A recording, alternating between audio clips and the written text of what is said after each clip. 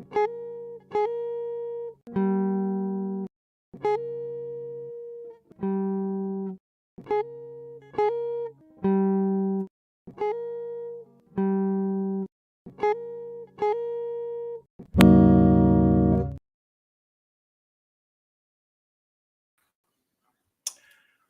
evening, Sword Family, and welcome to the Teahouse and our once-a-month interview show, Tea Time. And this one is very, very special because for the first time since I started doing this, we have someone that's not within this group of people, so this should be interesting. Carl, behave. Quickly go through our comments. And first through the door is our wonderful Kitty. Evening, folks. Welcome to the Teahouse. Hello, Kitty. And one of my patrons, Dan Hollyfield. Good evening, Dan. And Kitty greeting Dan. And Dan greeting Kitty. And there is Aunt Donna greeting Kitty and Dan. Hello, Aunt Donna. And greeting for Donna. And greeting for Donna. And there's Carl. Hello, everyone. Hello, Carl. Behave yourself. Behave. And Dan greeting Carl. And Donna greeting the Withman dude. And Donna doing my job. Don't forget to like and share, folks. I know you're subscribed. I would hope so. And there's more greetings from Carl. And there's my Foxy. Hey, babe. Mostly listening tonight. Yeah, I know. You're doing the, Florence Nightingale thing, so it's all right. And Donna greeting me. Donna greeting Foxy. I am prepared to behave as well as I can. Yeah. We'll see. Missed you last night. Yeah. Yesterday was odd and I was worn out. Yeah. And Robin is joining us over on Twitch. Hi, bunnies. Hello, Robin. Nice to see you join in. All right. So, like I said, tea time. So, tonight, we have a special guest. They are a fitness coach, a HEMA instructor, a cat parent, and I've heard they might be a naiad. Shh, be quiet. I want everyone to give a very, very warm Sword Family welcome to Kimberleigh Roseblade. Hello. Hello. So you are a HEMA instructor for the Toronto Historical Combatants. Yes, we are the Toronto Historical Combatants, otherwise known as THC, and that was not a mistake. I was going to ask, but I didn't want to presume. We've been really enjoying using that for our marketing, like things like take your fencing to a higher level. Like we're just every step we can. That's beautiful. Yeah. Greeting from Donna, and greeting from Carl, and greeting from Foxy. Foxy is one of my partners. She is not here tonight. She is playing nursemaid to my mother, who just had shoulder surgery. Ooh. Yeah, she had a tear in her shoulder that she had to have repaired. So, oof. Oof, oof, oof. Hello, and more greetings from Robin. Hi, thanks for having me. Oh yeah, I've been doing this for about 6 months now. Once a month, and I started with people within this group. Mm-hmm. So this is the first time I'm going outside of the group. Well, there you go, to the Great White Norths of Canada. Ah, yes, I forgot to mention that during the introduction. You are Canadian. Yes. Which I would think was, implied with the Toronto part, but you never know. People might not, they might not know. The thing about North America is we only use the same name over and over again. There is a Toronto in the United States. There's an Ontario in the United States. Mm-hmm. So, Yeah. People like Springfield. I think there are like 3 or 4 of them in the U.S. Exactly. Once you run out, you just got to go through the Rolodex all over again. Oh yeah, it's like hurricanes. You just Yeah. cycle the names. All right, we're back to Helen. I see. I don't have to deal with that in landlocked Utah, but I mean, technically Ontario is landlocked, but the Great Lakes do feel like freshwater seas sometimes. Yeah, you have a lot of like beach pictures that you post on Facebook and Instagram, and that does look like some beautiful areas. It's incredible. My opinion's biased, but living by the Great Lakes is pretty great. It's incredible having like this freshwater source. And I love living in Canada. I like that we have 4 seasons. I say as I'm like so done with winter now, but summers are glorious here and autumns are beautiful. I've seen some pictures. I like my little slice of the desert here, but I have been to California, Colorado, Missouri, Kansas, Florida. I technically kind of skirted around Cuba once. I've been to Jamaica. Oh, we must have one of your people here. That's Alex Spreer. They're out in Oregon. Nice. Okay. Yeah, well, I lived in Vancouver, British Columbia for about 12-ish years. And I met Alex heading down for a poleaxe workshop. Okay. In Oregon. God, that probably would have been about 13, 14 years ago, maybe.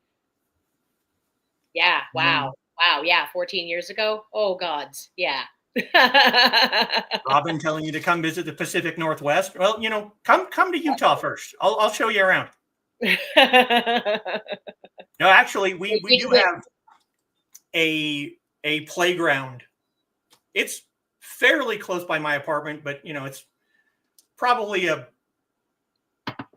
35-40 minute walk, but it's a like castle playground. Oh, very cool. We have one of those here in Toronto. We have a big park called High Park. It's kind of like, I don't know, our version of Central Park, but more ravine. I love it. And yeah, there's a gigantic kids playground there that is made up like an entire castle. It's great. Yeah, ours is not that big. It's I've known about it since they built it. It wasn't always here, but several years ago, we had a local author who was doing a book release, and she invited some HEMA people from Salt Lake, which is like 2.5 hours from me. And I got to meet them because my Sherfu was also invited, and he invited me, so I got to meet the HEMA people, and I got to take him to the castle. Nice. Got to take him to the castle, and they're like, "This would be awesome for, a mock battle." I'm like, "Yeah, we did that. We did that once."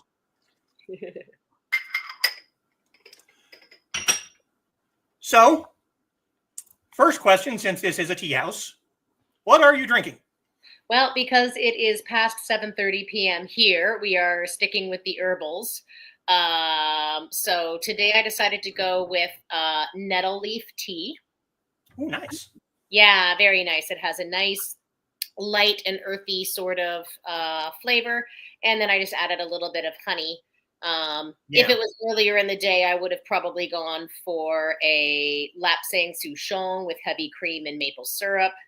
Very Canadian as well. But I assume you bleed maple syrup, right? Well, someone's got to cut me first and see. Oh, well, this is mine.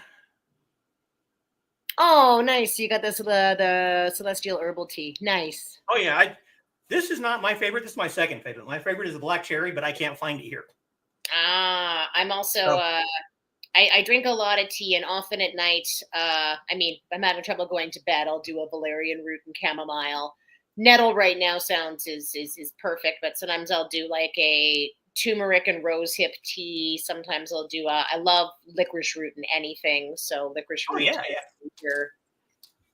I worked at an actual tea house in Toronto for almost 2 years called Bampot. We hand blended all of our teas. It was Cool. a lovely little experience. All right. That sounds interesting. Yeah, it's a great little tea house. Okay, couple more comments. God, we are old. Shush. Yeah, yeah, it happens, Alex. Let me just, a lot of my commenters know this because they've been watching me. For the people who don't know, I'm in my mid 40s. I have been practicing Chinese martial arts more than half my life. I started when I was in middle school. So I've been at this for a while. And the whole reason I started this channel is because most of my commenters know this. We have a friend named Nick, and he has a channel called the Historical Fencing Guild where he discusses European martial arts. And I've been watching his channel for about 4 years, I want to say, 4 or 5 years.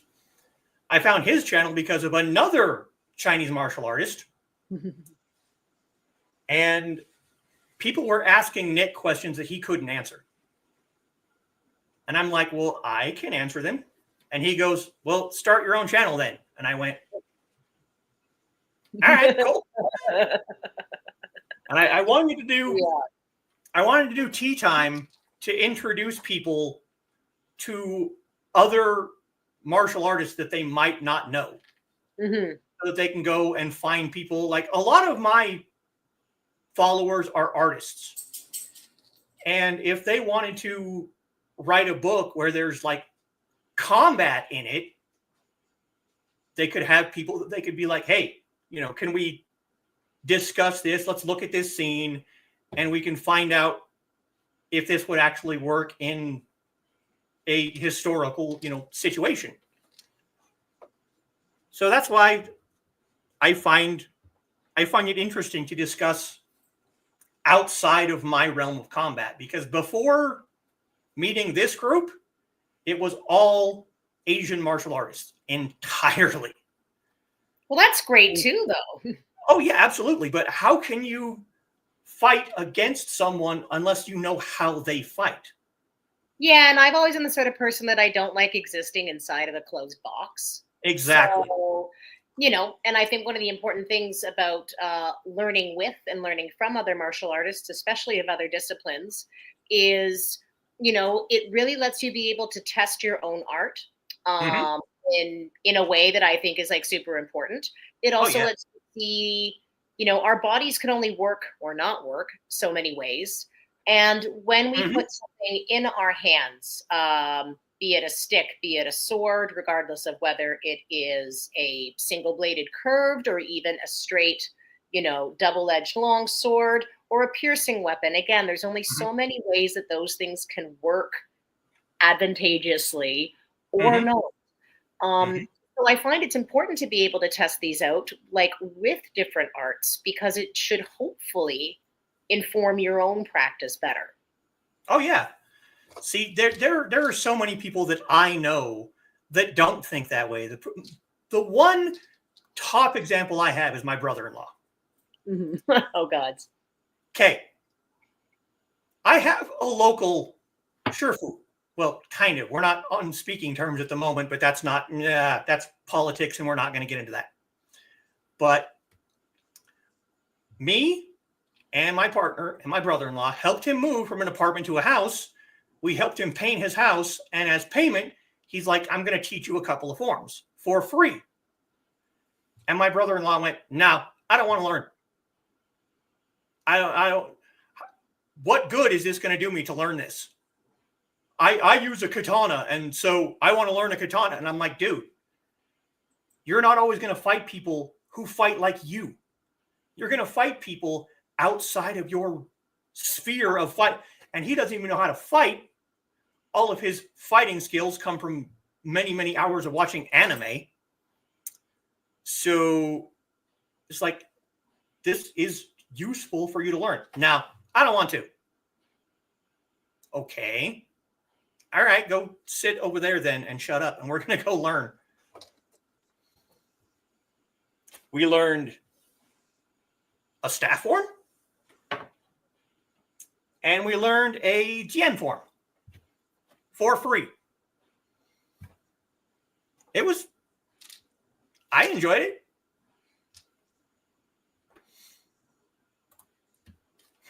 Every state in the U.S. has a Dan bill. We're from the Illinois one. Yeah. Oh, Robin wants to go to...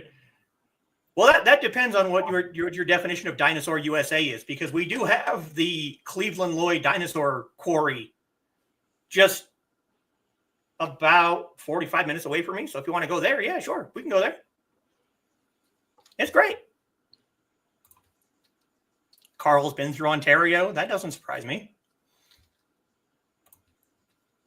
And Sarah's joining us. Hi, guys, tuning in the midst of beta reading. Well, we're glad to have you around, Sarah. If you reading Donna's next book, we completely understand if you can't focus on reading that and listening to this, but, we're glad to see you here.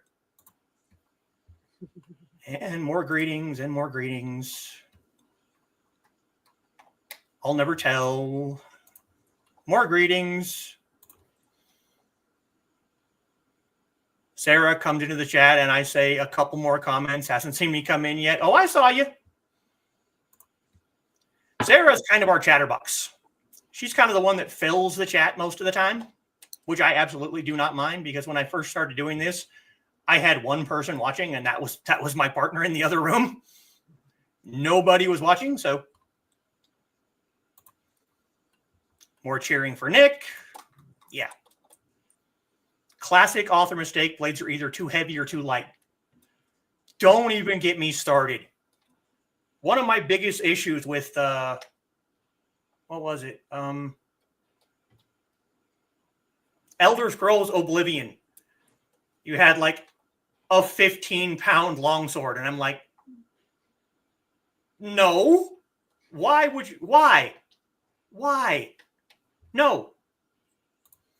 Well, even historically, most like Montantes or Spidones, I think the heaviest one they ever found was like 12 and a half pounds, and that was a beast. Most were 8 pounds or under. Mm-hmm. And a sword like that's an 8-pound sword, and that's the height of me from tip to pommel. And that is a beast, and it has to be wielded in a very certain way, but there's no point in having a sword that ridiculous. No, it's stupid. That's also another one of my little pet peeves, and I'll probably do a rant about this at a future time on this channel, but I have this game that I play called Nine Dragons. It is a Chinese-based MMORPG, and when you start at the lower levels, you have really traditional-looking Asian swords. Hello, buddy. But then as you get higher in levels, the swords get more and more ridiculous-looking. You get, of course.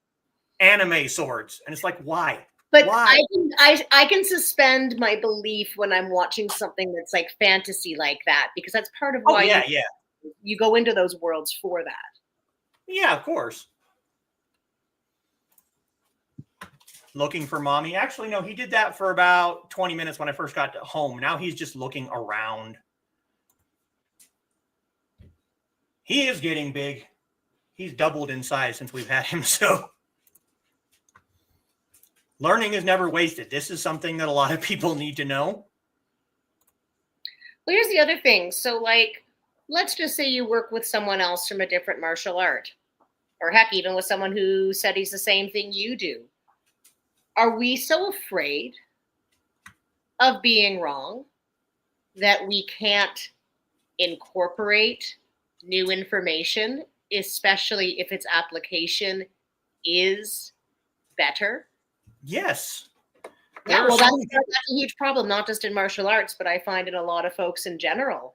And yeah, being wrong doesn't feel great, just like sometimes being a beginner doesn't feel great, but it's a really important process. And, as martial artists, if we can't allow ourselves to adapt to new information, we can't allow ourselves to grow, then we've thrown the baby out with the bathwater.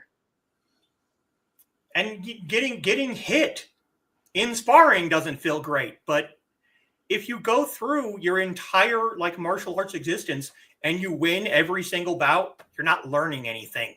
Absolutely.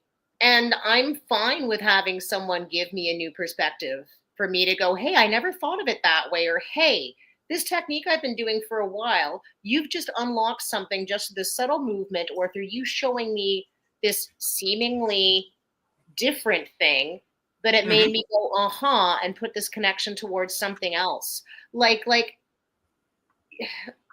we I find especially in North American culture, there's a lot of this idea that we have to not only be right all the time, but we have to be the best.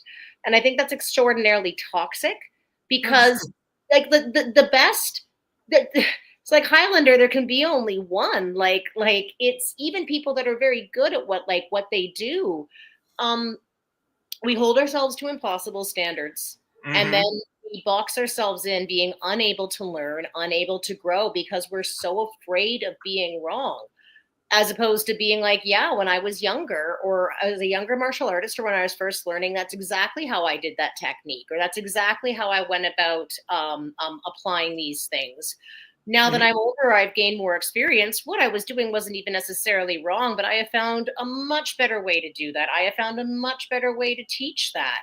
And Oh yeah. honestly, how the heck can I expect my students to be okay with being wrong, being new, if I can't show that in my own practice and Mm-hmm. my own approach to learning myself? Mm-hmm. Most of the heavy swords were decorative, yes. Not necessarily all of them, but yeah.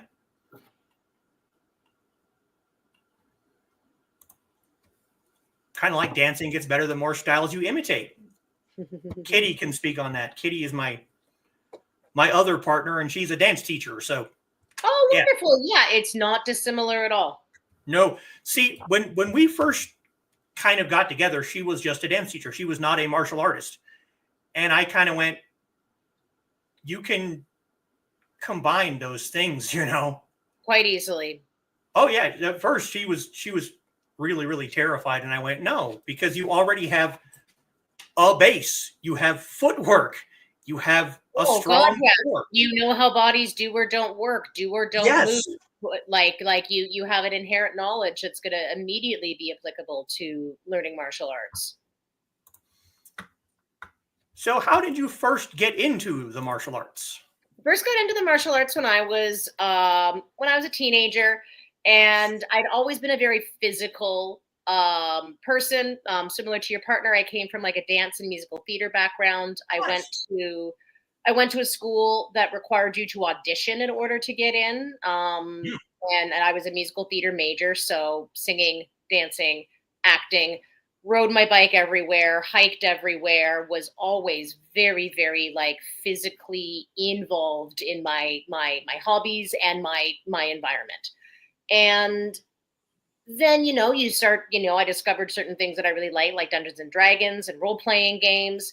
And my Hmm. friends and I used to like make these swords, like these boffer swords, out of like PVC piping and like old foam.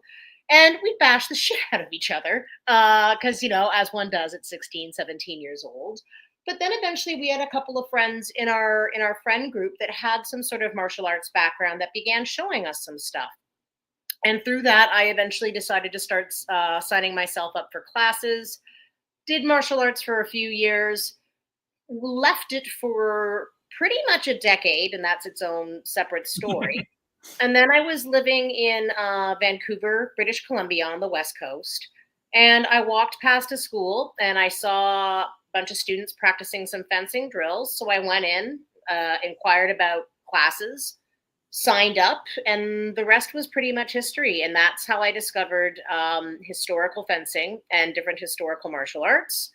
And it grew from there because I had had a teaching background myself. I was a dance teacher. I was a gymnastics coach, junior, like for like small kids kind of stuff. Yeah, Hmm. I very quickly took on a position of teaching beginners fencing. Again, not because I was some expert fencer, but because being able to teach the basics of like footwork, body position, timing of hand, body, foot came very naturally to me. And one of the things that I am fairly competent in is once I have learned a physical skill, once I can do it, I'm very good at being able to explain and instruct and show others, regardless of where my own level is. So I started teaching very, very quickly within the academy, and then years later took off on my own career. But I've been primarily studying 14th century Italian master Fiore de' Liberi. And he's not just a fencing master, like his fecht books, like his manuscripts, basically teach everything from the ground up. So we start with unarmed fighting, striking, grappling, wrestling, move up to the dagger, move up to the sword in one hand, the sword in two hands, the sword in armor, pole weapons, mounted combat, and constantly throughout the book it's referencing stuff that you learned. You'll be in the dagger section, or you'll be in the sword in two hands section, and it's like, and if you remember this play from all the way back in the unarmored section, you know what to do. So I feel very lucky that I was sort of first, there's lots of great European historical fencing masters from different places, like, not just Fiore de' Liberi, but I feel like I really lucked out that he was sort of the first that I kind of fell into, especially when what we have available to learn from, like within the manuscripts, it paints such a holistic picture of this as a martial art. And the idea that if I want to be a good fencer, yeah, you kind of have to learn how to wrestle, bro. But at the same time, when people first come to a school to learn fencing, for whatever reason, they want to learn how to sword fight. Like me, they were an old, RPG nerd. Or heck, they just want to do something physical as they're starting to age, and this seems like fun. Unless they said, I want to do a wrestling class, they're not coming to your fencing school to learn a wrestling class. They want a sword in their hand. But within a certain point in their progression as a fencer, they'll start realizing that they do have some tools in their toolbox, but they keep coming up into situations where they're looking for something that they don't have yet. And where's that answer? It's in the grappling, it's in the striking, it's in this. So then you kind of take them back, being like, so this is what Papa Fiore really wanted you to start with, but you had to realize that that's what you needed. You had to come to this conclusion on your own. And that's kind of the benefit of European martial arts over the Chinese martial arts is we don't have a lot of those manuals. There are a few, but for the most part, it was word of mouth. It was. But you've sometimes had unbroken traditions where, sure, we have these manuals, but there's these gaps. We also have to understand that, let's take something like, again, Fiore's manual. It's written in 14th century Italian, which is not modern Italian, nor is it Latin either. So there's a lot of translation that we have to kind of do, guesses we have to make. And we also have to understand that often the way we teach things, whether it's word of mouth or we do have things written down, we will often use things like metaphor or colloquialisms to describe stuff. There might be some stuff that's just lost to time. Like, for example, if you were to tell me something awesome, like, hey, Kim, before our interview, I won the lottery. And then I was to say, get out of town. I actually don't mean get the fuck out of your city and leave. It's a bit it's an expression, but we might be losing stuff for there's things that we may or may not know, which is also part of what I find attractive about the stuff that I study, because there is some guesswork, there is some unknowns, and I love the role that I get to have in trying to figure that out through translation and application. But we've had to go back to these things where there hasn't been an unbroken tradition, where we're like, what the hell does he mean by this step? And then I turn what? Your body, the sword? Like what are you talking about? So what is your preferred weapon or weapons? Because I found that's not always a singular question. Yeah, absolutely. So like many folks, I was I want to get a sword in my hand and loved the long sword. and also realized like later on that I really liked, I really wanted to get better at wrestling. I also noticed that I was like kind of good at it, which didn't surprise me because I was that person when I was younger and I was like raised female that joined the boys like in rugby practice. So like I could handle being tackled and like never lose that ball from between my hands. It's like, oh, shocker. I end up being okay at wrestling later. And the dagger, particularly Fiore's dagger, it's really, really interesting to me. The dagger, the knife, I think what really has me interested in it is it's a weapon that's really humbling because it is so deadly, it is so violent, it works in such a quick and close space. And I feel that as a martial artist, I can train to be in a knife fight. I can train to deal with a dagger. And even with all of my training in the moment, it is the hardest weapon, even with decades or years of training, to successfully be able to like nothing terrifies and humbles me more than the prospect of someone pulling a dagger on me. A long sword, no problem, even if I'm unarmed. No, really, like that, but like a knife, oh man, because like there is the reality of even if you do everything right, you are not walking away unscathed. You might just get lucky enough that like it's your forearms and your wrists as opposed to your liver and your kidneys. You know, defensive wounds, yeah. And maybe it's a morbid fascination, but it's why I've been really, really interested in that stuff. But it all stemmed from originally my love of the longsword. And that's not too terribly surprising, but and what is your preferred style with the longsword and the dagger, since we're again, it is Fiore de Liberi. I also feel it's a really holistic longsword style. We have like later on, we have like German masters that are about a century and a half after Fiore, and they have some really great like longsword like related combat books. But certain things have changed, and that's again the changing in how we use long swords, what society, like what that particular society or culture thinks around certain types of violence. Sure, I'm going to kill the man, but we don't do strikes like that. That's uncouthly. Or you're really only looking at the sword as a sword, but like Fiore is constantly looking at the sword of it is a thrusting weapon, it is a slicing weapon. At this range, it is a grappling weapon or a lever. When you're like it's a I really think it's a holistic approach to not just learning how to longsword fight, but how to use the sword as a multi-purpose tool for combat. yeah, of course. Oh, Robin says when I started fencing, I had a base of ballet and theater. Well, there you go. Ooh, okay. Kitty has a question. So you started dancing. What is your favorite kind of dance? So when I first started dancing, doing a lot of music theater, it depended on what musical we were doing. But one of the strong bases we had was in modern jazz dance. And I really, really loved it. As far as like that as a base. But what's my favorite kind of dancing? It sounds ridiculous, but like my favorite type of dancing is now in a non-structured form. I want to go out to the club and it's going to be one of two types and they're just completely different.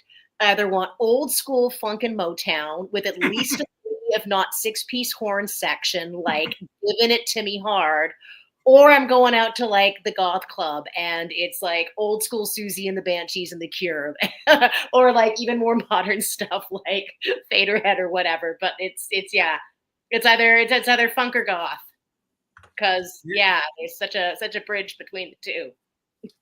You got our friend Sarah's attention because there it is. she's our goth vampire girl. So lovely. We got some good places here in Toronto. Yeah, she's in the Pacific Northwest with the. I'm the lonely person out here in Utah. Everyone else is in Illinois and Indiana and Georgia. I'm over here in Utah. And Ruby is joining us. Ruby Ruby is a student of Kitty's, but she's also a very, very, very beginner martial artist. That's So wonderful. don't be surprised if she peppers you with questions for the next, 25 minutes. That's great. That's wonderful. Welcome. Yay. She's been studying our friend Nick's book, but also she's been looking at Spadroon, Rapier, a little bit of double dagger, Nice. and some Scottish swordsmanship. Lovely. That sounds awesome. Super fun. Yeah. So how do you incorporate what you've learned from martial arts into your fitness instructing and other jobs you've had since you've started? Well, it's interesting because I've looked back, when I was thinking about that particular question, it's more about how have all of the different jobs that I've had, what do they have in common? So I've been a nanny and early childhood educator. I've been a personal support worker for clients that are quadriplegic or wheelchair bound. I have been an educator. I have run children's camps. I have taught dance. I have been a counselor for at-risk youth.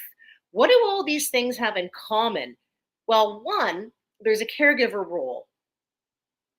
Now, what does this mean? So let's take something like martial arts or dance, which might seem very different than being a caregiver to a small child or a counselor to a teenager who's going through addiction. Everything involves within these careers working with people that are in a state of vulnerability. And when you teach martial arts, when you teach dance, you are dealing with people that have to be beginners. They are coming to you not knowing and trusting you to not only fill their cup, but to do it in a way that's not going to make them feel like insulted or less than. And heck, you might even do that job, but that stuff will still come up in us because a lot of us have things like, whether it's an inherent perfectionism, oh, if I'm not good at this right away, what's the point? Or I'm horrible, or I'm frustrating my teacher. All of these things have required having a caregiver role and being very sensitive to the fact that people are coming to me in a state of vulnerability and how I make space for that in a way that both honors that vulnerability but pushes them forward, I think is something that is I think that's more what is it's not how martial arts has shaped or affected my other jobs. It's more to me, of course, I ended up doing this or having this be one of the other jobs that I have done because it relates to this aspect of being able to work with people in a vulnerable state and also being adaptable, because what that is, how that works for each person looks differently. This as a martial arts instructor, the way that I describe this drill to this student might make it click right away, whereas someone else, they need to tactically feel it a few times. It doesn't matter how I word it or how I explain it. Some folks love the use of metaphor and poetic iterations when explaining concepts. Other people, they're like, what the fuck do you mean? I need the literal juice. That's it, And being able to be what does this person need? What does that look like for this person? That was one of my issues with my most recent Shifu is he was in the Taiwanese military and he had kind of a one-size-fits-all approach to teaching. So he thought that everyone had to learn the same way all the time. And when he kind of hired me to be an assistant instructor, when he would be like, okay, you go over and you teach these people over here, and I'm going to be over here, I would ask them, what do you need from me?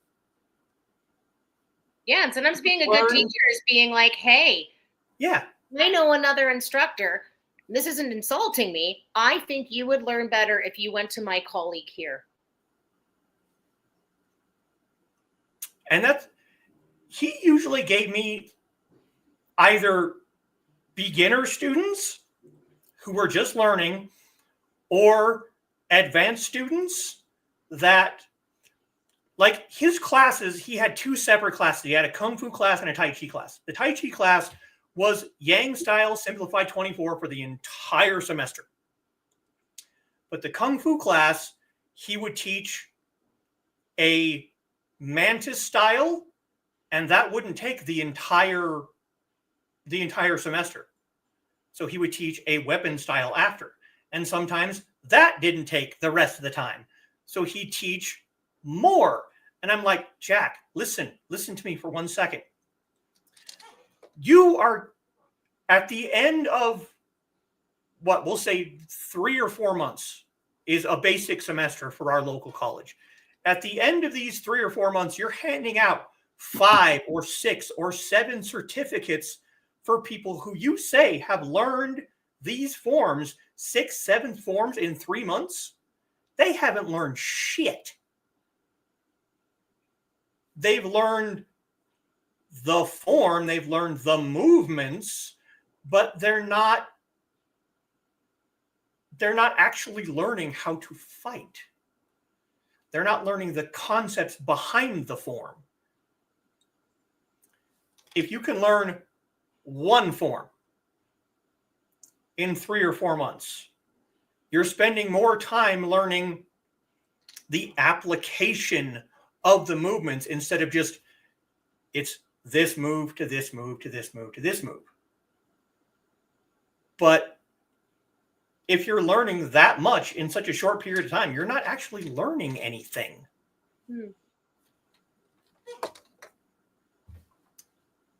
And we have a question from Robin. Do you find it useful to be mindful of handedness when teaching blade work?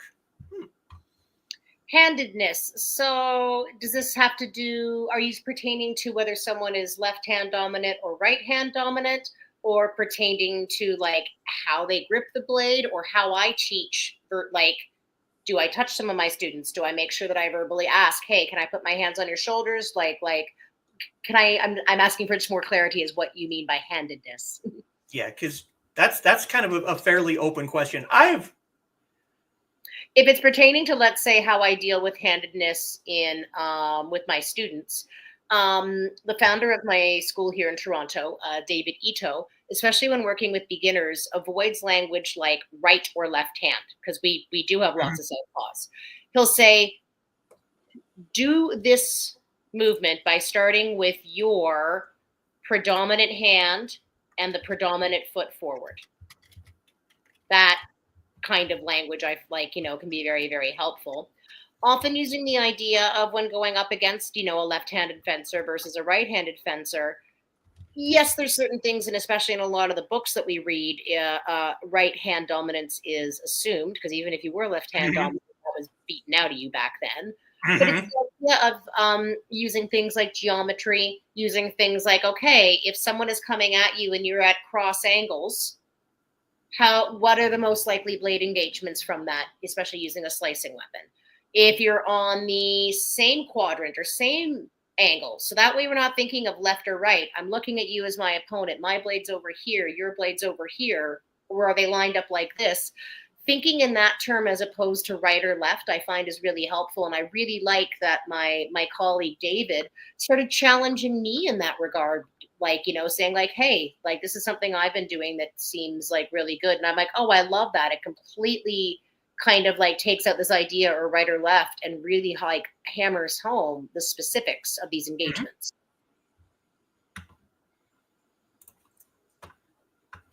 Have you noticed being a martial artist has helped you be more calm with aspects of other jobs? Or, since you said it was okay to talk about this, with, your lupus and other various medical issues? Yeah, well, lupus never comes to the party alone. Not only did it not RSVP, it always brings like 4 or 5 unwanted guests with it too. So, yeah, absolutely. I find that there's a lot of things that relate to the two. So being a martial artist, I have to be adaptable. Okay, I'm by myself and I have 2 strangers that are coming to assail me. Where's my environment? Okay, I'm on the street. What does that mean that I can do? I can use my voice. What's beside me? A trash can. Oh, the lid comes off. That's something I can use to put like we have to be resourceful. Also, like not necessarily like, you know, like there's many different things that can like come into play with, let's just say, my lupus. Sure, I wake up with a plan of what I want my day to be like. Mhm. But, you know, my immune system sometimes doesn't give that to me. And it's like, okay, what do I have? What is my capacity? Where are my levels? How do I adjust to that? How do I make decisions to be like, okay, if I decide to still do this, something has to give. Mhm. Or I do everything sort of half-assed and I live with like, and you know, it's constantly having to weigh out new information that doesn't always go to your original plan and Mhm. having to be adaptable. So yeah, it definitely comes into play, like having that kind of mindset, being able to be like, you know, when you fight someone, we're not always fighting in perfect situations. No. So how do And I work with that? You can't stop a fight and say, hey, can we change these parameters? Can we wait till it stops raining? Can I'm not- I? Oh, yeah. No, you have to work with what you got. And that's a lot of what living with lupus is like. I have to work with what I got. And also, like a martial artist, like I'm not afraid to admit this, but when you are fighting, and I think as a femme presenting person, I have some very unfortunate experience with the difference between fighting for my life versus fighting for a medal or fighting with my Mhm. friends at the end of the night at sparring practice. They Yeah. have very different energies attached to them. And because of that, very different rules, very Mhm. different outcomes, you know? And we have our first question from Ruby. What are your opinions on Fiore as an instructor? You mean Daddy Fiore? Papa Flower of Battle? I I I love my daddy. Now, as Fiore as an instructor himself, um, a lot of the stuff that like when we're reading through what he had to give us, there's a lot that we have to translate that's not being said, and there's a few reasons for that. One, these fact books, or at least Fiore's fact book, was not meant as something for beginners. It's meant for someone that already has a certain base knowledge, so he doesn't have to say all these little specifics. He's trying to put things in small little paragraphs. And in one of the manuscripts he has, he takes us to an even different level where he's actually explaining these things using rhymes, which means there can be even more stuff kind of like lost because he's choosing certain again, this rhymes so it sounds better, you know, but there's, you know, it might not explain the technique as well, but it's also doing something to help with memory more because we do remember and recall rhymes. And one of Mhm. my other issues on Fiore is like love my daddy, but Jesus Christ, man, if he's gonna waste the ink, can we not just have you talk about how fucking great you are, dude? Like, he's very much Bart Simpson when Marge is pregnant with Lisa with the like pot on his head going up and down the stairs. I am so great. I am. It's like Fury, dude. Uh-huh. You have one paragraph. Could you have given me two more sentences of instruction instead of like stroking your own ego? But I digress. And this is very true. My partner needs to just show me because listening doesn't work. She also has some medical issues that I've had to work around that have gotten progressively worse over the 20 years that we've been together. So sometimes I have to, she looks at things very, very differently from me. So when I'm showing her a form and I will get into a position that she can't get into, she tries to get into the position the same way that I do. And I'm like, stop it. You're going to hurt yourself. Don't do that. We will work around what you can accomplish. Well, that also plays back into what you're asking. Like, again, being adaptable. What can I do? What can I get Mm-hmm. around with? And also the idea of like these skill sets, you know, you were asking, you know, like in your question earlier.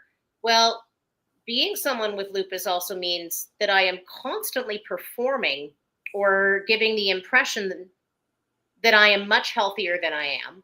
Mhm. What I show does not necessarily tell what's happening under the surface or how much Mhm. it's costing me Mhm. or straining me. And the thing is, as martial artists, we do this too, whether we're in a tournament fight or, as I said, if you've had the unfortunate situation of having to defend yourself against real violence and harm Yep. perpetrated to you. You don't want to, even if you are sick, tired, you're a woman who's left the club and you're partially drunk, you don't want to give away those signs. There's a Oh, no. performance. You have to, even if you're not feeling confident, you have to project that. You have to not show fear, not show hesitation, regardless of what's happening on like behind the scenes.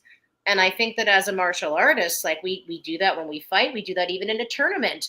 Yeah, Mhm. it's my seventh fight in under like 25 minutes because we've been whipping through pools like crazy. You're gassed. Like, but I can't just give up. I have to keep pushing. I have to make it, I have to project this sort of thing. And living with a chronic disease like lupus, especially one that I can't even be like, oh, I have a broken leg. I know what having a broken leg means as someone with a broken leg. And when I wake up, this is what my day has to look like. No, I'm rolling a set of dice every day. And sometimes, like you have to perform in a manner that does not reflect what you're actually experiencing it, but you have to in order to survive or thrive. And Ruby is left-handed and has found that most manuals are made for right-handed people. Exactly. And that's an unfortunate thing that came from, again. But there's a lot of left-handed fencers, like both in the historical and the sports fencing world. Yep. And again, I'd like to think of it as the idea of like looking at the bladed engagement versus someone else, not right versus left.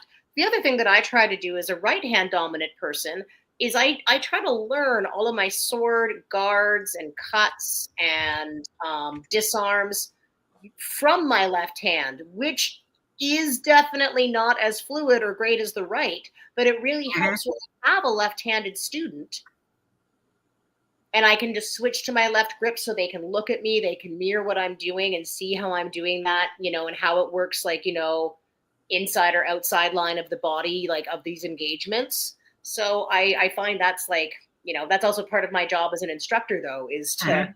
bridge that gap where the old masters kind of left us hanging. And Ruby, so you wouldn't suggest reading his manual as a beginner?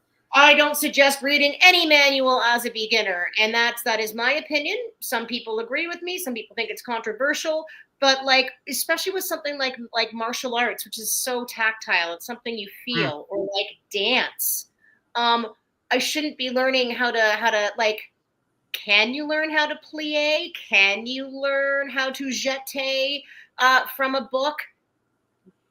Kind of, maybe you might get lucky and hit it, but like being shown and feeling it for the first time is so much more important. I believe that like written books and manuals should not be used by beginners. You need some experience of feeling these things in your body first before you start referencing the manuals. That's just my opinion. And our friend Nick, the book that he wrote is specifically for beginners. He wrote it specifically for people who have never picked up a sword. So that book, I think it's a good book. I think it's useful, for I'm people not who. saying things aren't useful, but I think it can be Oh yeah. very difficult for a beginner that has had, like, it's much more useful to have, even if all you did was take 4 beginner classes, then grab the book, you're going to get so much more out of it and feel a lot less frustrated. I've had people come to me as a student, and like the very first day, this was actually a statement that I heard once from someone who came to me as a student, is I want something where I can come to a class the very first day and leave and kick someone's ass. And I went, get out. It doesn't exist. Go. You're not going to out. I'm sorry. I can't help you. Because when I very first get a new student, they don't actually learn how to fight from me right away. I will teach philosophy first. Mm-hmm. You need to know why. Otherwise, there's no point. And there's no martial art anywhere, ever, that you can show up the first day and then leave and be able to fight. That doesn't exist. You're asking for something that doesn't exist. And if someone's going to sell you that, then you're buying snake oil, buddy. Mask is always there, yeah? I wondered when this was going to come up. Oh, thank Foxy you. loves your tattoos. Thanks. I got a whole leg sleeve, but it's covered by jeans. But yeah. So this is a question that I like to ask people just kind of for fun. You know, what kind of martial arts media do you consume? Not much at all. Very little. So again, because I'm a tactile person, there's not a lot of media that I'll watch. Like, sure, like I like watching a biopic on like a martial arts instructor, like let's say like, Bruce Lee or someone like that. Oh, yeah. Or if someone's like, hey, this movie came out and I really liked the fight choreography, great. And of course, I've got lots of friends that do martial arts related podcasts, and I like to listen in, but I don't really overly consume it. And I think there's nothing. I know people that are very, very dedicated. They have tons of YouTube channels they watch on a regular basis. That's not that, and that's great. That's not me. I don't learn that way. I don't engage that way. And again, as I said, as someone who's like living with a disease like lupus, I do a lot for someone who has the disabilities that I have. And, I, especially as a fitness instructor and as a weightlifter and as a swimmer and as a dancer, you wouldn't guess, like I'm not afraid to say I am an athlete, but I'm also a very disabled athlete. The two can exist simultaneously and within the same body. But like, with that being said, I don't have a lot of energy. I have limited energy. I have constantly changing stuff. And I am going to put that energy into where I feel I get the most out of it and where I feel I'm also giving the most. And that tends to be for me more in one-on-one interactions, actually working with and training my students or coaching my classes. So I put more energy into that. And then in my downtime, I'm just trying to make enough food for myself so that I eat well. And if I'm sick the next day, I have leftovers that I don't have to worry about. And I want to make sure that I have a healthy balance, because part of what makes me a great martial artist is that I don't let this consume me and be my only identity. And when I first started teaching, I made the mistake of making it my entire life. I was working sometimes 60-hour weeks. I was killing myself.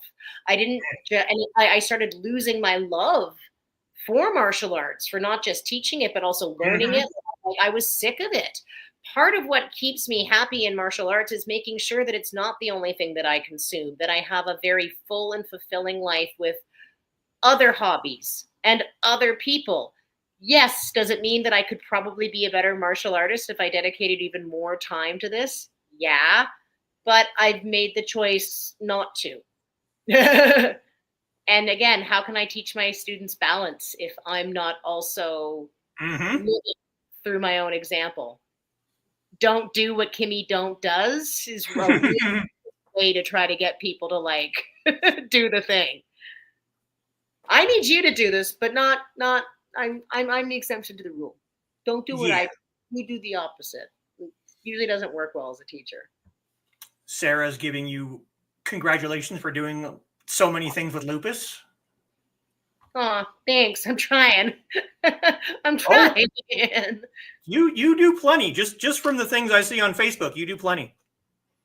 I feel I was also lucky in the extent that because I always was a very physical person and an athlete even before I became sick and before I got my diagnosis, I think it's very different that someone, I've had to adjust how I work out, how I train, how I teach, what my capabilities are, how much I can give. But I already had that as a base kind of set in my life, as opposed to someone that might get a diagnosis like this and was not very physically active, didn't already have athletic routine or regiment, which is very, very different. So I feel I'm lucky that I already had certain things set up in my life Mhm. that, you know, has allowed me to do what I do. Oh On yeah. top of the fact that I am just really, really, really stubborn or determined, depending who you're talking to. I have found from doing these interviews and from being an instructor myself that you'll find a lot of martial artists are very stubborn. Yeah. Yeah. Yeah. Why else would we choose this freaking life? And here's something else that my listeners will know, but people, who are watching for you don't know this. 2 years ago, I had a total hip replacement done. Mm-hmm. So for the last 2 years, I've had to completely rebuild my footwork from The ground the up. beginning. Yeah. And also probably changing it around because as you've healed from that hip replacement, you all of a sudden can you can pivot a little better than you did 4 months ago or what have you. But again, that's another example of the playing field changing and you Well, having to adapt to that. here's a story that I like to tell people, because this is an example of me. Don't do this. Don't be stupid. Yeah. I got my hip replacement done in 2022 in the beginning of May. And I asked the doctor and I asked my physical therapist, when am I going to be able to get back to doing my martial arts training? And both of them kind of looked at me and went, what kind of training? So I kind of explained to them what I do. And they said, well, let's get you started with physical therapy and get you started rebuilding the muscles in your leg, and then we'll see. And after about a month and a half, maybe 2 months, I started feeling like, okay, I can walk without the cane short distances. So let's try and do something simple. Simple. So I practice Bagua and Mantis as unarmed martial arts. So I thought, Bagua circle walking. That's easy. You're just walking in a circle. What do you mean by easy? Easy compared to what? Easy in what? Yeah, I took 2 steps and collapsed on the floor. Mm-hmm. Yeah, circle walking was not what you should have started off with. No, and that's what I mean. This is an example of, this is me showing even instructors can fuck things up sometimes. We can be like, absolutely. We do things and then we can look back on that and go, that was really stupid. Yep. Don't do that. Yep. But also the idea of, okay, this is simple. Well, it's simple for someone that has, working hips who can deal with the subtle movements. Circle walking, this isn't just going like you are constantly doing shifting like my dude. Yeah. It's like, Good thing she was strong. I had to have her come from the back bedroom and pick me up off the ground and put me on the couch. She had to literally pick me up. I could not stand. And that probably set my physical therapy back weeks. I had to restart again because I was dumb. Eat a whole bunch of humble pie. Uh-huh. So this is probably a dumb question, because you do have an actual HEMA, school that you go to, but do people come and watch you practice? Not like other students, but just like passersby that look in the window and see, oh, let's go see what they're doing. So right now we rent a beautiful second floor location, so we don't get a lot of people that passes by and are able to see up. But we share a space with a circus school, and this is very common. Do you know how many HEMA schools I know around the world that share space with a fucking circus school? And I get it. We all need high ceilings. We need high ceilings for our weapons and for the trapezes, so it does make sense. So we're often, we have the aerialists that are watching in on our classes and vice versa. But our school also does every Sunday, There's an outdoor space that does have some coverage in the north end of downtown Toronto called Bickford Park. And it's just an open sparring session. People are welcome from not just our school, but from tons of other schools. And, it's people to show up. We do this for free. It's not really like part of our school's membership. And of course, we're in a park in downtown Toronto. Lots of people end up for that. But those days, yes, watching us. Absolutely. But not our classes per se. Yeah, I don't have high ceilings here. Yeah. I live in a very small apartment, and you can see right there, right there, right there. They're oh yeah, marks. I'm looking up at one of mine right now. I know what you mean. Yeah. This is a relatively new question that I only started asking in December. Favorite on-screen sword fight?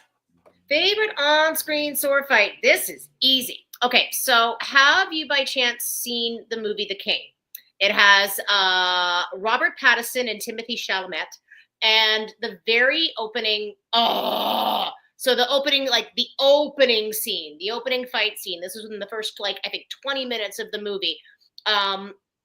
They're in full harness, and it is not just great fight choreography, it's really good fight choreography for two men in harness, and it shows them progressing from using the long sword to going into grappling and grappling with the dagger. And they clearly had some excellent people on staff who they had coaching them through this, explaining how this would be.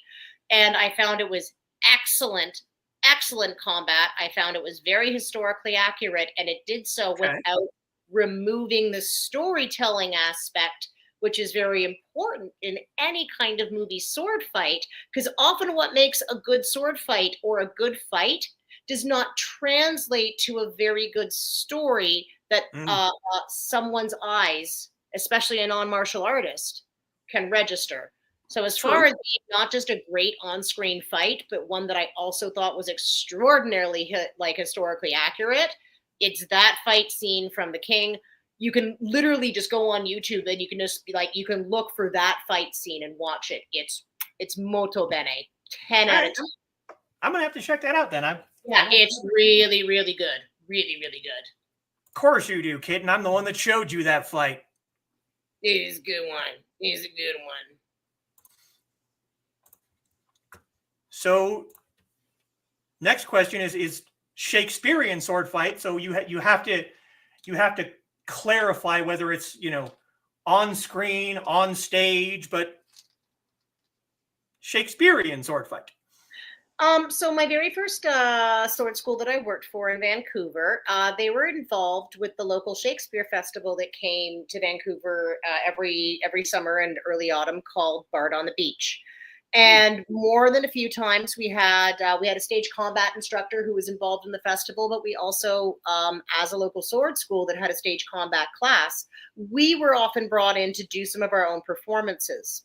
And we did a performance of Midsummer's Night's Dream, and we incorporated a sword fight in there that in other, again, you can, we took some artistic liberties in putting in a sword fight there where there historically wasn't one necessarily written into play.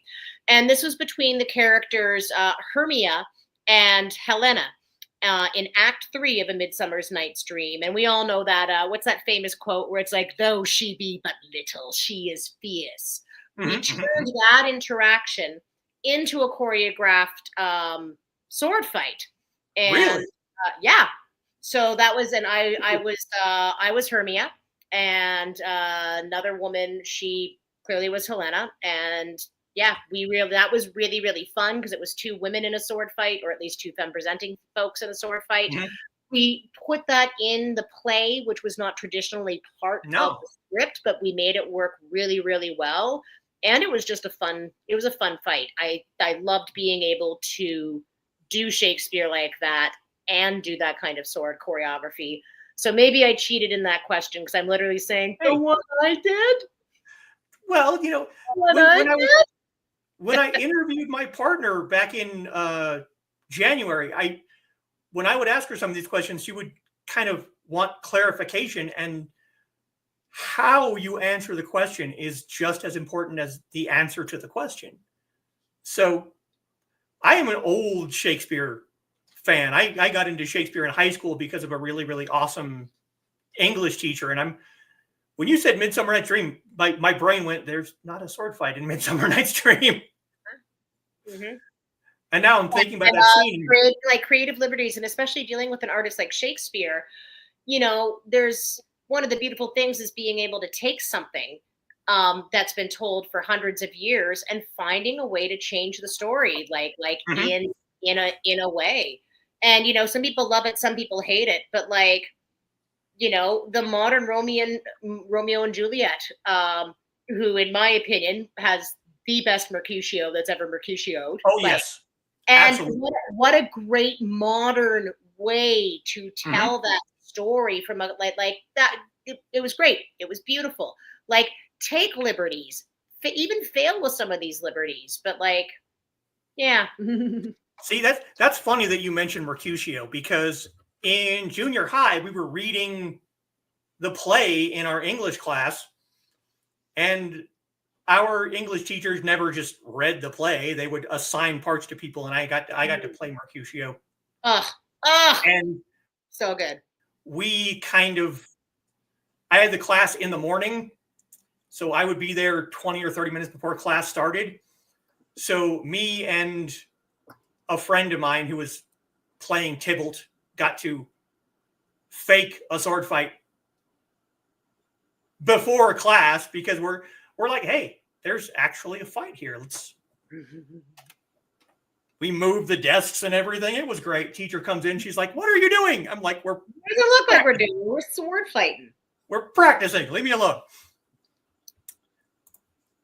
I like this question too. This is another one that my Foxy came up with. This isn't a question that I started with, but I probably should have. So, what is your least favorite person or kind of person to fight? Well, I'm gonna answer this in the context of I'm not having to fight for my life. Mm-hmm. And it's my least kind of fence to fight. We've talked about the buffalo, the guy that doesn't want to fight you. They want to put you in their place, and this is regardless. Mm-hmm. I don't want to fight that person. That's not why I do this. Like, I've had to fight for myself in situations where someone's trying to actively hurt me or put me in my place in a non-consensual way.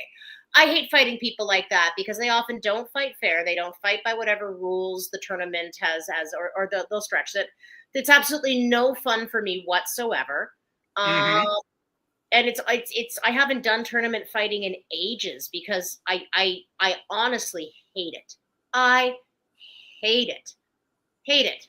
And even though I've had some of the best fights and some of the most wonderful exchanges with other folks in tournaments, I don't like the mentality. I don't like how much it puts my body through, especially as someone in their 40s with lupus now. Mm-hmm. I'd rather coach the 23-year-old. I love coaching. I'm happy to be their corner. No problem.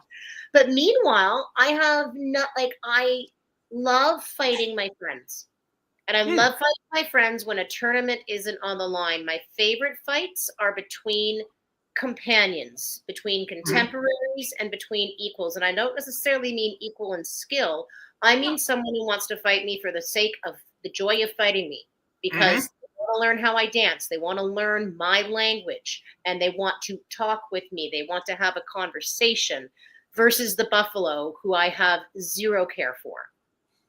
Yeah, I had my own example of that one, because as soon as you brought that up, a person popped in my head instantaneously. I was taking and helping instruct one of the kung fu classes for my shifu, and this guy walked in the first day of class, and the minute he walked in the class, I could tell he was going to be a problem. Yeah, you can sometimes get that sense from certain folks right away. And he was a bigger, tall, broad guy, strutted in wearing camo pants, and I went, oh God, this asshole. Here we go. And my shifu loved to partner me when we were doing partner drills with the problem people because he knew I could handle them. Yeah, better that than some other student, like, yeah. And then the 5'2", 120-pound girl who's going to get punched in the face. Yeah.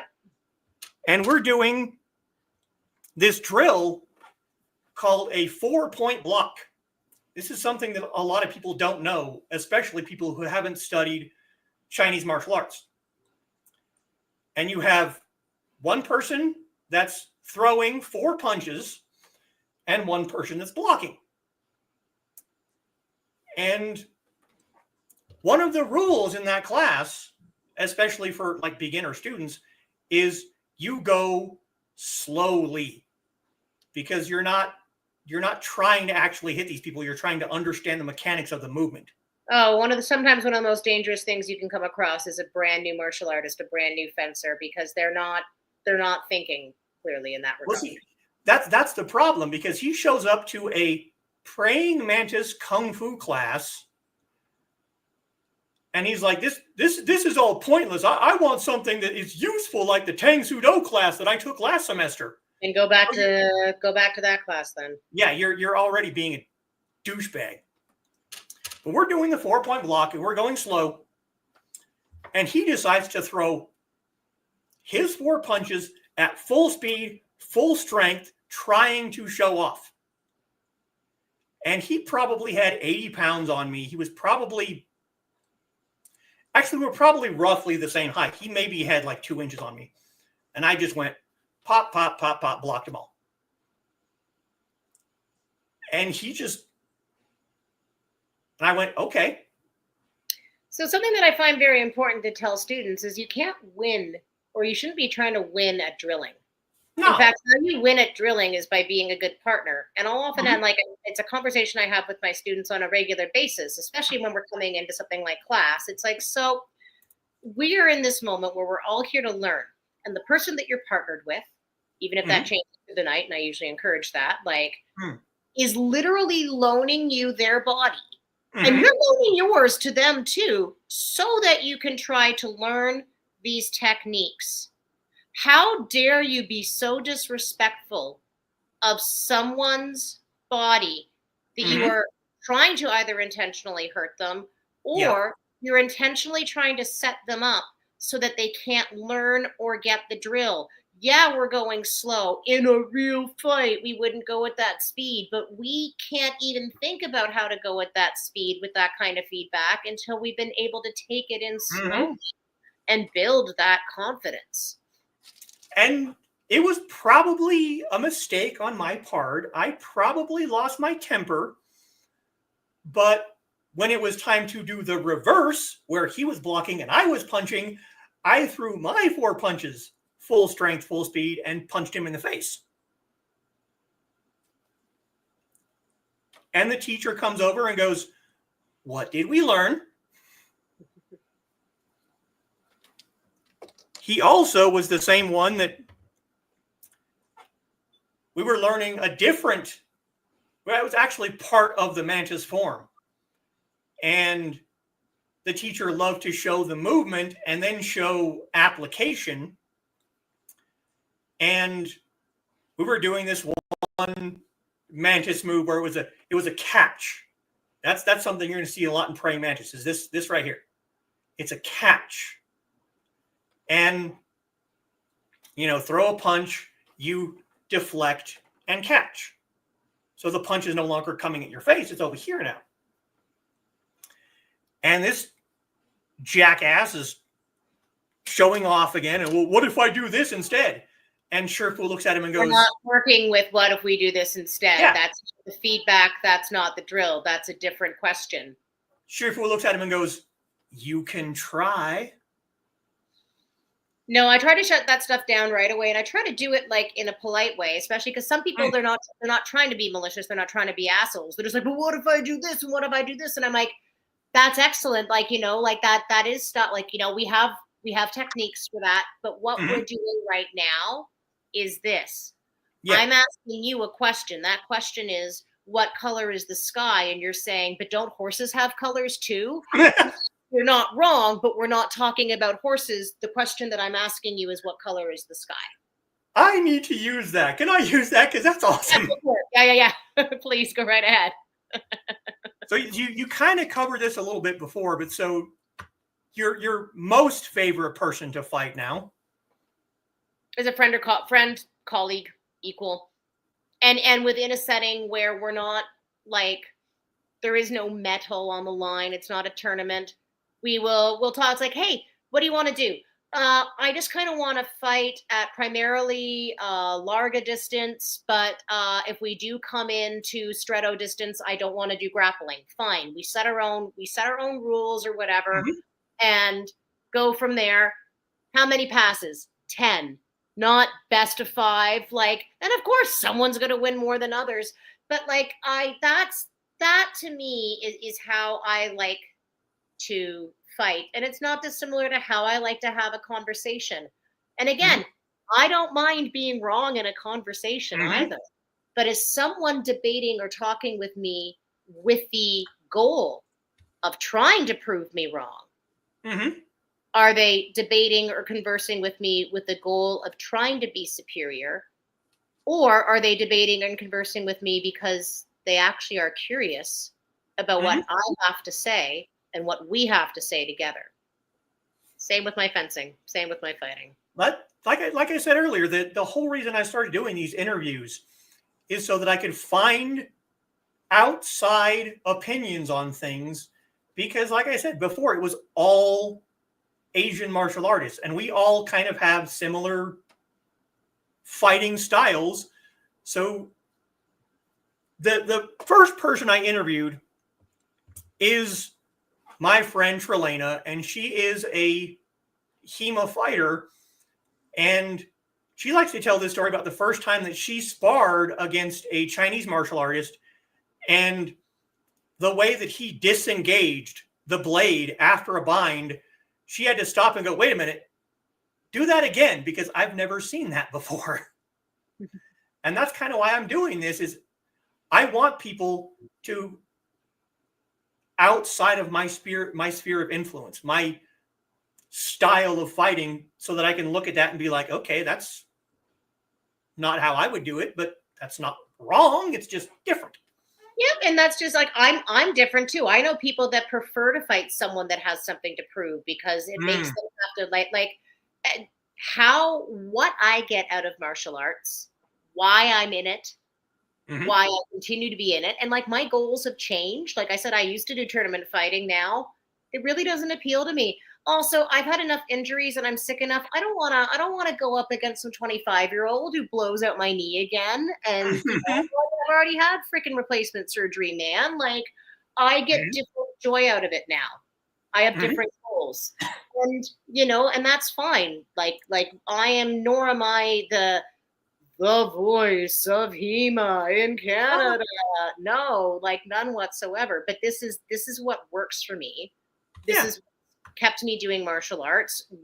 This is what I love about it, and what I love about my role within the community as an instructor, and how I find joy out of it. And this is my philosophy towards these things. Now, I probably know the answer to this just based on previous answers, but I'm going to ask it anyway. If you could fight one historical person, who would it be and why? Was it the historical person or historical master? Because there was two different questions. Just historical person, yeah. Well, I think that one's okay. Like, I know probably many other people have answered the question the same way, but I need to give you some context here. Okay. So, La Malpen, Julie Daubigny. Now, I am aware. Serious badass, but like, also like, she was me, man. Like, I'm the musical theater kid who fucking sang opera and did like was a soprano, who had a successful music career. Like, I toured across Canada with like multiple bands. Like I and then I discovered HEMA. And, maybe I haven't broken out my girlfriend from a nunnery, but like I'm a bisexual singer, opera, like operatic person with like a love for swords. I have to fight. I have to fight Julie. I have to. Like, I know it's not an original answer, but like, come on. That's actually a really, really good answer, though, because I have reasons. I am fully aware of that person, and I want to see that fight now. And I don't, and like, I would want not just a sword fight, but I want there to be like a bit of like a bardic thing where it's like kind of like a singer's like rap battle where we have battle to, rap with swords. Yeah. Yeah. I want a double fight, man. I want to see this now. You need to grab I want the tongue and the blade. All right, it's like a battle of like lyrics and Vox versus. You need to find someone from your local HEMA group and like plan that out and film it, because I need to see this now. Well, it could definitely happen. Now this one is always kind of fun for me. I am letting you know I am running out of batteries, so if I do, oh yeah, you know, yeah, okay. Yeah. If you could learn one other weapon from anywhere in the world, what would you choose? Anywhere in the world, what would I choose? I would probably choose, like, I would want to learn something really out of my element that's very different. And I know like this weapon exists in many different cultures, but like some sort of like whip or flail or so, like something like that. And to be fair, my colleague David Ito, the founder of Toronto Historical Combatants, he's also a fire spinner, and he does do some stuff with like a flail and whatnot, which is really cool. So he could probably teach me, but that would be something that I would probably want to learn, just because it's so different than anything else that I do. Yep. Oh, yep. I was expecting this comment too. Kitty yeah. Rope darts. Yeah, that's what David does. Rope dart, but his rope dart's on fire. Now is the historical master question. Oh, George Silver, because that guy's a xenophobic asshole, and I would love to fucking put him in his place. Nick hates. Yeah, that's why I want to fight Silver. Like, I want to fight him because I hate that motherfucker. What a dickwad. So you wouldn't want to fight Fiora. You want to find the hand, body, foot, George. Everything else you have to say is xenophobic garbage. Like, piss off. So now, if you could fight one fictional person, who would it be and why? Fictional person, who would that be and why? That's a tough one, because like, as someone that's read so many different fantasy books, like there's so many different reasons why I might want to fight someone. Why? Because by fighting them, I'm going to learn something. Like, were they a great, like, you know, mythical teacher of like sword heroes and stuff? So that one is actually the hardest one to answer, because there's just so many answers or different reasons why. And again, as I said earlier, with like, even though I had a direct like answer with a historical figure being like La Mao Pen, you know, I did mention as a bisexual, I'm really bad at choices a lot of the time. And when you give me such a broad question like that, where there's so many possibilities, it's even harder to narrow it down. Meanwhile, you were like, and I was like, yeah, George Silver, that guy's a douche. Would love to fight him. Do you have any martial art traditions?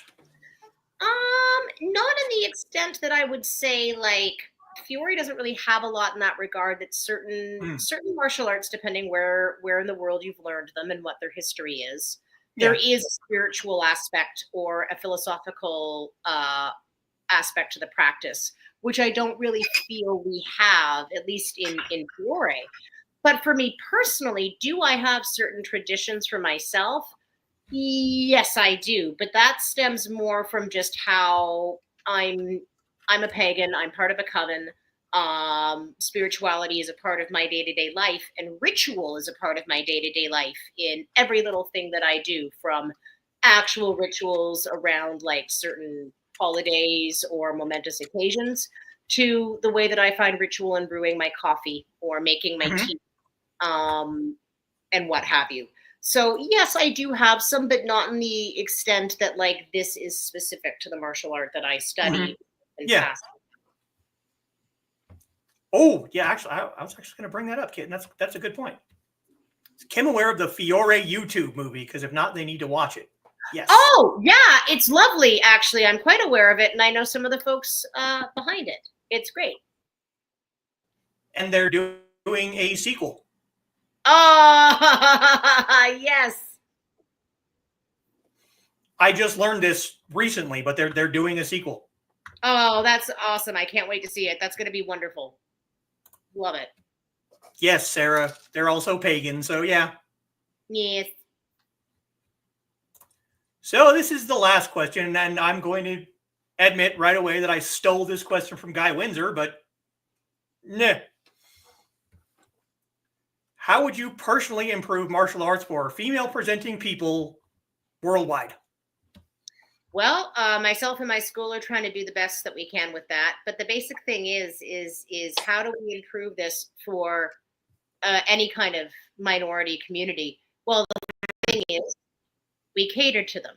For example, if you are working with a group of people and you have someone who is wheelchair bound, don't be an idiot and book the dinner party at a restaurant that's on a second floor with no elevator access and only stairs. We make things better for these people by, I don't know, listening to them and saying, what would make this a safer space or a better space or a more approachable space for you, and applying that. Because I'm going to tell you, when we keep that in mind, you're never going to lose the people that are on the top of that chain. Oh no, we chose a restaurant that has an elevator. The poor able-bodied people, what are they going to, they're going to be, by catering to the person in the wheelchair, by catering to creating spaces where femme-presenting people, when BIPOC folks feel welcome, and not just welcome, you have to openly celebrate them.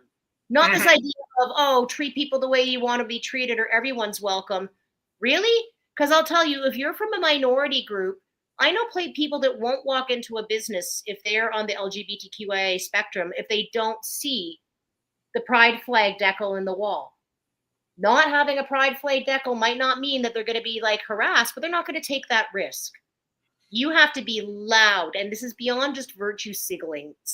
You have to be loudly, not just asking people, but creating the space where they are not just welcome, that they are encouraged.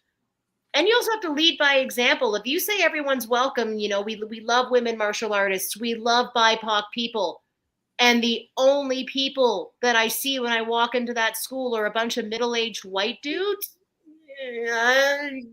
really? Yeah.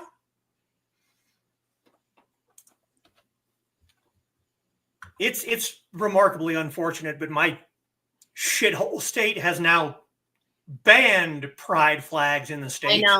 I know. I'm sorry. But Nazi flags and Confederate flags are fine because those are historical. Here you go. Yeah, agreed. Oh, my computer's doing the please, I'm about to die. So if I disappear, you know what's happening. Well, there's one more thing that I would like to show you that you might be able to use as a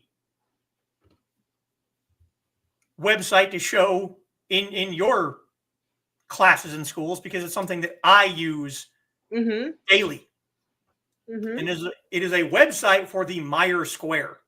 Oh yeah. I've got a nice bandana Meyer Square.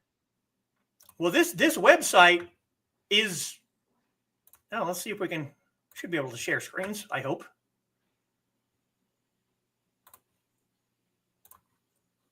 And it's coming up. Yeah. Right-handed, left-handed, random, or thrust. Oh yeah. Yep. Yeah, I think I've seen this. This is great. Yeah, I use this every night, despite the fact that I'm a Chinese martial artist. I use it every single night. Doesn't matter. Again, it's a great concept because you're working with quadrants. It's not about right, left. It's upper quadrant, lower quadrant, diagonals. That's, yeah, love it. Love it.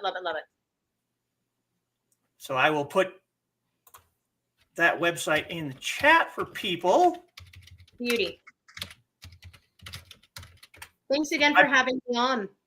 Oh, absolutely. And if you know anyone else from Ever. club or, just other Canadian martial artists, I would love to have, get them in contact with me, and I can do future Tea Time interviews with them, because I'm basically out of people within this group. I have one more person, and that's Nick himself and me. And then I have no more martial artists to interview. So, well, you have a whole other month.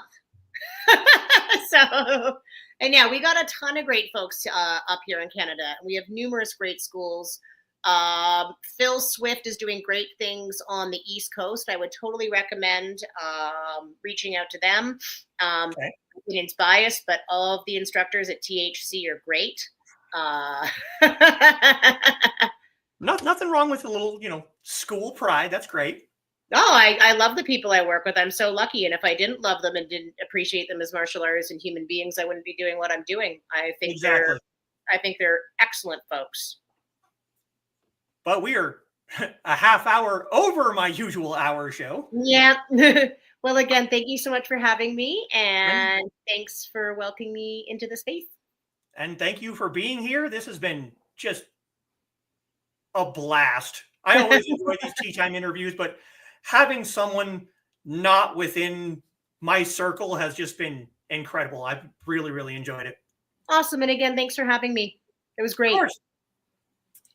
All right. Have yourself a great evening. You too. Bye, friends. Bye-bye.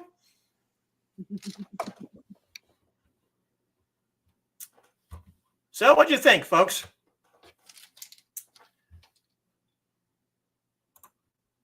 Hashtag always promote. Awesome guest. Thank you, Kimberleigh. Yes. So I very much have to go get me some dinner now. But yeah, she's awesome. She's great. Or they. Sorry.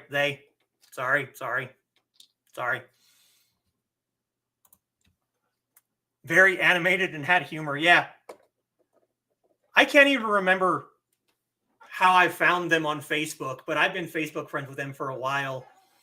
And I think I reached out to them in like November or December to have them come on here as a guest. And with how much stuff they do, like daily, I never thought that I would actually get an answer or a positive answer. But that same afternoon, they said yes, and we've been setting this up since, and it was really, really, I think it was a good interview. So, very good show. Go eat. Yes, I'm going to go get me some dinner. I will see you all next week. And 2 weeks from today, we have rescheduled Nick's interview. So look for that on April 12th. All that with a very difficult medical condition. Yeah, I know, right? Night all. Good night. Give pupper lovin's, of course. I will. So I will see you all next week. 再见。